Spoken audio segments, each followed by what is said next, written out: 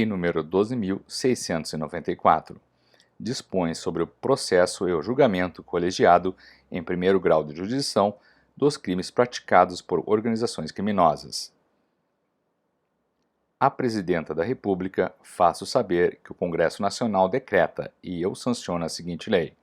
Artigo 1º.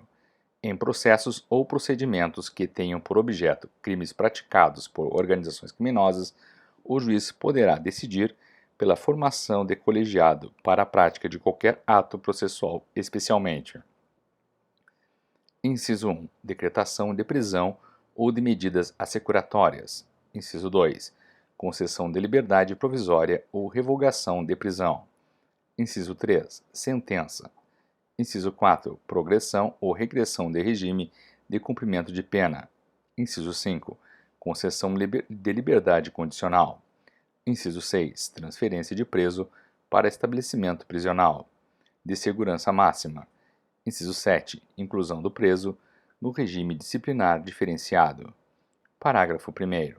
O juiz poderá instaurar o colegiado indicando os motivos e as circunstâncias que acarretam risco à sua integridade física em decisão fundamentada, da qual será dado conhecimento ao órgão correcional. Parágrafo 2º.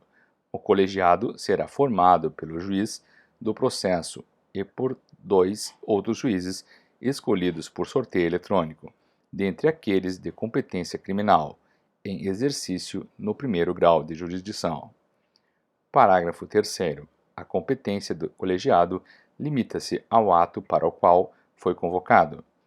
Parágrafo 4º. As reuniões poderão ser sigilosas, sempre que houver risco de que a publicidade resulte em prejuízo à eficácia da decisão judicial.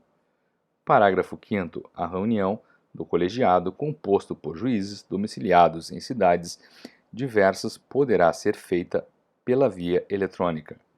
Parágrafo 6º.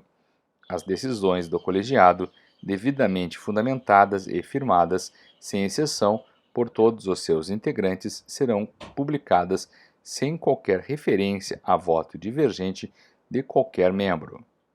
Parágrafo 7º. Os tribunais, no âmbito de suas competências, expedirão normas regulamentando a composição do colegiado e os procedimentos a serem adotados para seu funcionamento. Artigo 1º-A. Os tribunais de justiça e os tribunais regionais federais poderão instalar nas comarcas sedes de circunscrição ou seção judiciária, mediante resolução, varas criminais colegiadas com competência para o processo e julgamento. Inciso 1. De crimes de pertinência a organizações criminosas, armadas ou que tenham armas à disposição. Inciso 2. Do crime do artigo 288-A. Inciso 3. Das infrações penais conexas aos crimes a que se referem os incisos 1 e 2 do caput desse artigo. Parágrafo 1º. As varas criminais colegiadas terão competência para todos os atos jurisdicionais, no decorrer da investigação, da ação penal e da execução da pena, inclusive a transferência do preso para estabelecimento prisional de segurança máxima, ou para regime disciplinar diferenciado. Parágrafo 2º. Ao receber, segundo as regras normais de distribuição, processos ou procedimentos que tenham por objeto os crimes mencionados no caput desse artigo, o juiz deverá declinar da competência e remeter os autos, em qualquer fase em que se encontre a vara criminal colegiada de sua circunscrição ou seção judiciária. Parágrafo 3º. Feita a remessa mencionada no parágrafo 2º deste artigo, a vara criminal colegiada terá competência para todos os atos processuais posteriores, incluindo os da fase de execução. Artigo 2º. Para os efeitos desta lei, considera-se organização criminosa a associação de 3 ou mais pessoas estruturalmente ordenada e caracterizada pela divisão de tarefas, ainda que informalmente, com o objetivo de obter direta ou indiretamente vantagem de qualquer natureza, mediante a prática de crimes cuja pena máxima seja igual ou superior a 4 anos, ou que sejam de caráter transnacional. Artigo 3º. Os tribunais, no âmbito de suas competências, são autorizados a tomar medidas para reforçar a segurança dos prédios da Justiça, especialmente, inciso 1, controle de acesso com identificação aos seus prédios, especialmente aqueles com varas criminais, ou as áreas dos prédios com varas criminais. Inciso 2. Instalação de câmeras de vigilância nos seus prédios, especialmente nas varas criminais e áreas adjacentes. Inciso 3. Instalação de aparelhos detectores de metais, aos quais se devem submeter todos que queiram ter acesso aos seus prédios, especialmente as varas criminais ou as respectivas salas de audiência, ainda que exerçam qualquer cargo ou função pública, ressalvados os integrantes de missão policial, a escolta de presos e os agentes ou inspetores de segurança próprios. Artigo 4º. O artigo 91 do Decreto-Lei 2.848, Código Penal, passa a vigorar acrescido dos seguintes parágrafos 1º e 2º. Artigo 91. Parágrafo 1º. Poderá ser decretada a perda de bens ou valores equivalentes ao produto ou proveito do crime, quando estes não forem encontrados ou quando se localizarem no exterior. Parágrafo 2º. Na hipótese do parágrafo 1º, as medidas assecuratórias previstas na legislação processual poderão abranger bens ou valores equivalentes do investigado ou acusado para posterior decretação de perda. Artigo 5º. O Decreto-Lei nº 3.689, Código de Processo Penal, passa a vigorar acrescido do seguinte artigo 144-A. Artigo 144-A. O juiz determinará a alienação antecipada para preservação do valor dos bens, sempre que estiverem sujeitos a qualquer grau de deterioração ou depreciação, ou quando houver dificuldade para sua manutenção. Parágrafo 1º. O leilão far-se-á preferencialmente por meio eletrônico. Parágrafo 2º. Os bens deverão ser vendidos pelo valor fixado na avaliação judicial ou por valor maior. Não alcançado o valor estipulado pela administração judicial, será realizado novo leilão em até 10 dias, contados da realização do primeiro, podendo os bens serem alienados por valor não inferior a 80% do estipulado na avaliação judicial. Parágrafo 3º. O produto da alienação ficará depositado em conta vinculada ao juízo até a decisão final do processo, procedendo-se à sua conversão em renda para a União, Estado ou Distrito Federal, no caso de condenação ou, no caso de absolvição, a sua devolução ao acusado. Parágrafo 4º. Quando a indisponibilidade recair sobre dinheiro, inclusive moeda estrangeira, títulos, valores mobiliários ou cheques emitidos como ordens de pagamento, o juízo determinará a conversão do numerário apreendido em moeda nacional corrente e o depósito das correspondentes quantias em conta judicial. Parágrafo 5º. No caso de alienação de veículos, embarcações ou aeronaves, o juiz ordenará à autoridade de trânsito ou ao equivalente órgão de registro e controle de expedição de certificado de registro e licenciamento em favor do arrematante, ficando este livre do pagamento de multas, encargos, tributos anteriores, sem prejuízo de execução fiscal, em relação ao antigo proprietário.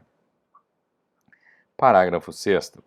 O valor dos títulos da dívida pública, das ações das sociedades e dos títulos de crédito negociáveis em bolsa será o da cotação oficial do dia, provada por certidão ou publicação no órgão oficial. Artigo 8º. O artigo 115 da Lei 9.503, Código de Trânsito Brasileiro, passa a vigorar acrescido do seguinte parágrafo 7º. Artigo 115. Parágrafo 7º.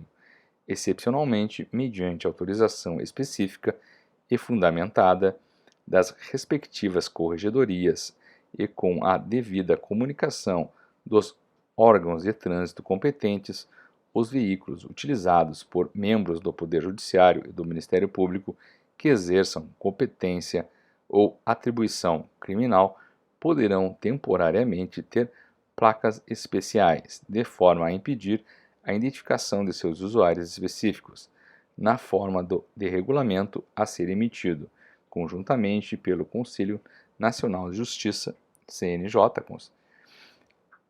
Conselho Nacional do Ministério Público, Conselho Nacional de Trânsito, CONTRAN. Artigo 7º. O artigo 6º da Lei 10.826 passa a vigorar acrescido do seguinte inciso 6º. Inciso 11. Artigo 6º. Inciso 11. Os tribunais do Poder Judiciário, descritos no artigo 92 da Constituição Federal, e os Ministérios Públicos da União e dos Estados, para uso exclusivo de servidores de seus quadros pessoais que efetivamente estejam no exercício de funções de segurança, na forma de regulamento a ser emitido pelo Conselho Nacional de Justiça, CNJ, e pelo Conselho Nacional do Ministério Público. Artigo 8º. A Lei 10.826 passa a vigorar acrescida do seguinte artigo 7A. Artigo 7A. As armas de fogo utilizadas pelos servidores das instituições descritas no inciso 11 do artigo 6º serão de propriedade, responsabilidade e guarda das respectivas instituições, somente podendo ser utilizadas quando em serviço, devendo estas observar as condições de uso e de armazenagem estabelecidas pelo órgão competente, sendo o certificado de registro e a autorização de porte expedidos pela Polícia Federal em nome da instituição. Parágrafo 1º. A autorização para o porte de arma de fogo de que trata este artigo independe do pagamento da taxa. Parágrafo 2º. O presidente do tribunal ou o chefe do Ministério Público designará os servidores de seus quadros pessoais no exercício de funções de segurança que poderão portar arma de fogo, respeitado o limite máximo de 50% do número de servidores que exerçam funções de segurança. Parágrafo 3º. O porte de arma pelos servidores das instituições de que trata este artigo fica condicionado à apresentação de documentação comprobatória do preenchimento dos requisitos constantes do artigo 4º desta lei, bem como a formação funcional em estabelecimentos de ensino de atividade policial e a existência de mecanismos de fiscalização e de controle interno nas condições estabelecidas no regulamento desta lei. Parágrafo 4º. A listagem dos servidores das instituições de que trata este artigo deverá ser atualizada semestralmente no SINAR. Parágrafo 5º. As instituições de que trata este artigo são obrigadas a registrar ocorrência policial e a comunicar à Polícia Federal eventual perda, furto, roubo ou outras formas de extravio de armas de fogo, acessórios e munições, que estejam sob sua guarda nas primeiras 24 horas depois de ocorrido o fato. Artigo 9. Diante de situação de risco decorrente do exercício da função das autoridades judiciais ou membros do Ministério Público e de seus familiares, o fato será comunicado à Polícia Judiciária, que avaliará a necessidade, o alcance e os parâmetros de proteção pessoal. Parágrafo 1º. A proteção pessoal será prestada de acordo com a avaliação realizada pela Polícia Judiciária e após a comunicação à autoridade judicial ou ao membro do Ministério Público, conforme o caso. Inciso 1. Pela própria Polícia Judiciária. Inciso 2. Pelos órgãos de segurança institucional. Inciso 3. Por outras forças policiais. Inciso 4. De forma conjunta pelos citados nos incisos 1, 2 e 3. Parágrafo 2º. Será prestada proteção pessoal imediata nos casos urgentes, sem prejuízo da adequação da medida, segundo a avaliação a que se referem o caput e o parágrafo 1º deste artigo. Parágrafo 3º. A prestação de proteção pessoal será comunicada ao Conselho Nacional de Justiça ou ao Conselho Nacional do Ministério Público, conforme o caso. Parágrafo 4º. Verificado o cumprimento dos procedimentos de segurança definidos pela Polícia Judiciária, esta encaminhará relatório ao Conselho Nacional de Justiça, CNJ, ou ao Conselho Nacional do Ministério Público. Artigo 10. Esta lei entra em vigor após decorridos 90 dias de sua publicação oficial.